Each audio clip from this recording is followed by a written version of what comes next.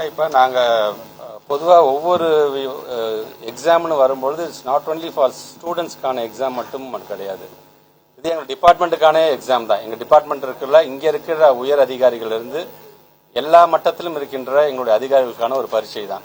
So அதில் நாங்கள் பார்க்கும்பொழுது ஒவ்வொரு ஆண்டும் இந்த பகுப்பாய்வு வரும்பொழுதே பார்த்தீங்கன்னா வெறும் இன்னைக்கு மட்டும் நான் படிச்சது எப்படி உங்கள்கிட்ட லாஸ்ட் இயரோட கம்பேரிசன் மற்றோடதும் இருக்கும். அதில் ஒவ்வொன்றிலையும் எப்படி நாம் அதிகப்படியாக நம்மளை ஃபைன் டியூன் பண்ணிக்க வேண்டும் என்கிற விதத்தில் தான் டீச்சர்ஸ்க்கான ட்ரைனிங் இன்னைக்கு நாங்கள் அதிகப்படுத்துவோம். இன்னும் அதை அட்வான்ஸ் ஸ்டேஜுக்கு அதை கொண்டு போகணும்னு நாங்கள் ஆசைப்படுகிறோம். நாங்கள் அதனால தான் இன்றைக்கு எங்களுடைய புது அறிவிப்பை கூட நீங்கள் பார்த்துருப்பீங்க. திறன் அப்படிங்கிற ஒரு அறிவிப்பு நாங்கள் கொடுத்து வந்திருக்கோம். நாங்கள் அந்த திறன்கிற ஒன் ஆஃப் த அனௌன்ஸ்மெண்ட்ல பார்த்தீங்கன்னா இந்த பிள்ளைகளுக்கான லாங்குவேஜ் ஸ்கில்ஸ் அண்ட் மெயினான மேக்ஸ் போன்ற அந்த சப்ஜெக்ட்டுக்கு எப்படி அதிகமான முக்கியத்துவம் அது சார்ந்து இப்போ ஒரு எஸ்சிஆர்டியில் இப்போ நீங்கள் அது ஒரு டிஸ்கஷன் போயிட்டு இருக்கு. அது கண்டிப்பாக இந்த கல்வியாண்டிலேருந்து அது வரும்போது இன்னும் அது பயனுள்ளதாக இருக்கும்.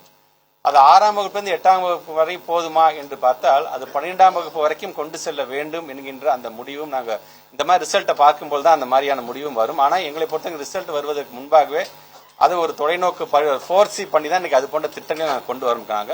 கண்டிப்பாக நீங்கள் சொல்ற மாதிரி இன்னும் இது போதுமா என்று சொன்னால் இது பத்தாது. இன்னும் அதிகப்படியாக ஆங்கிலத்திலும் தமிழிலும் பிள்ளைகள் தேர்ச்சி பெறுகின்ற அதிகமான மார்க் பெறுகின்ற அந்த ஒரு நிலையும் கண்டிப்பாக நாங்கள் உருவாக்கணும்.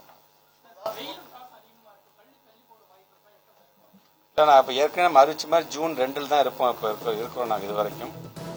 நான் ஏற்கனவே சொன்ன மாதிரி தான் மாண்பு தமிழ்நாட்டு முதலமைச்சர் அலுவலகத்தில் இதுக்குன்னு தனியாக டிபார்ட்மெண்ட்டே இருக்கிறாங்க. அவங்க தான் இந்த வெயிலோட அளவு இதை ப்ரெடிக்ட் பண்ணக்கூடிய டிபார்ட்மெண்ட் அவங்க தான். ஒவ்வொரு ஆண்டும் பார்த்தீங்கன்னா அவங்க நமக்கு என்ன அறிவுறுத்தல் பண்ணுகிறார்களோ அதன் அடிப்படையில் நம்ம அறிவிக்கணும். கண்டிப்பாக நீங்கள் சொல்லும்போது மாணவ செல்வங்களுடைய அந்த வெயில் தாக்கத்திலிருந்து அவர்களை நாம் காக்க வேண்டியதும் ஒரு அரசாங்கத்தோட கடமை தான். ஸோ அவங்க என்ன எங்களுக்கு அறிவுரை சொல்லுகிறாரோ அதுக்கு தகுந்தாப்புல அது முடிவெடுக்கப்படும்.